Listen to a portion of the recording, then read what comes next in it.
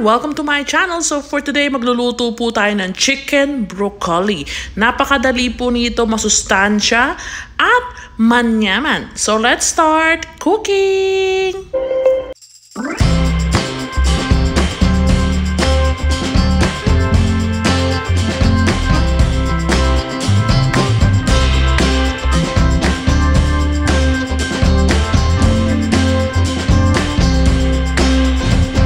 At ito po yung mga ingredients na kailangan natin. Onting-onti lang po, but manyaman. So meron po tayong broccoli, ayan po. And then meron tayong chicken breast, hiniwa po sa medyo maninipis, carrots, bawang, sibuyas, meron din tayong black pepper, sesame oil, cooking oil, cornstarch, and some oyster sauce, and a little bit of soy sauce po. So, yan lang po lahat ng kailangan natin. So, let's start in blanching yung ating gulay. Yung pong carrots ang inuna ko. And then, pagluto na po yung ating carrots, medyo okay na po siya. Lagay na po natin yung ating mga broccoli. Ba't po natin binablanch para mapanatili po natin yung crunchiness ng ating mga gulay. And maganda po yung kanilang color after. So, this one, mga 2 to 3 minuto. Okay na po to. After po, mag-ready po kayo na cold water. Kung meron po kayong yellow, lagyan nyo po.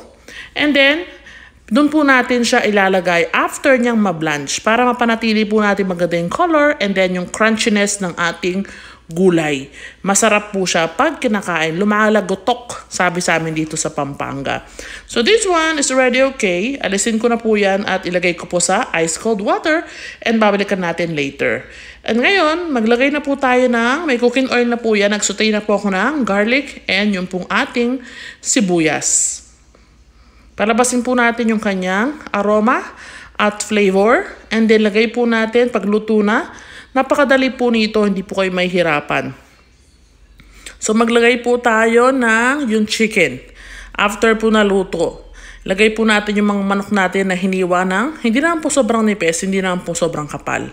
Yung mga katamtaman lang po na hiwa para madali siyang maluto. Lalo na pa nagmamadali po tayo. Madali lang po itong iluto. Hindi po kayo magtitake ng so much time. So ayan, lutuin lang po natin at hindi po pwedeng hindi luto yung mga chicken, itlog, meron po yung mga salmonella. So, importante pong luto. And then, maglagay po tayo ng paminta. Alam niyo naman po ako mahilig sa paminta, so dadagdagan ko po yan. But sa inyo po, i-adjust nyo na lang po kung gaano karaming paminta ang gusto nyo. And then, maglagay po tayo ng yan, sesame oil, pampabango.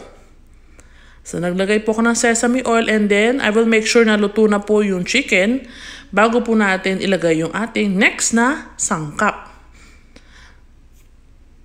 Ayan. So, lagay po natin yung oyster sauce pag okay na po yung ating chicken. Malakas po yung apoy parang sa mga Chinese restaurant para mabilis lang po maluto yung ating chicken. Di na po kailangan iluto na matagal yan. And then, ayan, luto na po yung chicken. Lagay na po natin yung ating na blanch na gulay. Tingnan nyo ang ganda-ganda po ng kulay. Dahil, nilagay po natin siya sa ice cold water. Na-retain niya po yung kanyang color and crunchiness. Diba? Masarap po itong serve na mainit-init pa. So, this one is already okay. Maglagay po tayo ng slurry. That is a little bit of toyo, water, and cornstarch. Combined together, yan po yung magpapalapot para kayo nasa Chinese restaurant kahit nasa bahay lang. So, malakas po yung apoy. So, make sure na hinahalo-halo nyo at didikit po yan.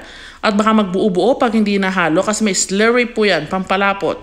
So, this is how it look like after. Ayan, di ba? May sarasa po siya. Pero hindi po siya watery. Hindi po siya nagsasabaw. Sakto lang po yung sarsa niya. Diba? Manyaman na manyaman. Sa mga nag-diet, pwede po to. Kung hindi kayo kumakain ng rice, kahit ito lang po pwede na. Sa mga hindi nagda-diet, ready na po ang rice. Masarap po to sa rice, sa bagong lutong kanin. So that's how it look like. So pwede na po natin itong iserve na mainit-init pa. Manyaman po to na mainit. Diba? So with the rice. So this is how it look like after. I hope you will give it a try. Thank you so much for watching. Kindly subscribe, like, and hit the bell button to be notified po sa ating mga videos.